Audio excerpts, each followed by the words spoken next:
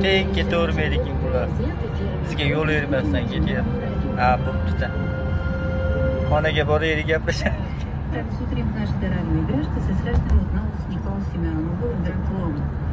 Тя е представител на литературния клуб в града, който носи името на Кръстю Бишурка и е с художествен ръководител Юрий Йорданов. Познаваме Никол от миналогодишното участие в радиоиграта. Тогава тя прочете стихотворението "Където те има". Тази сутрин ще се представи с "Какво е море?" Легнал на жълтия бряг. Мръдка доволно и слаб и предей синята прежда на моите дръжче.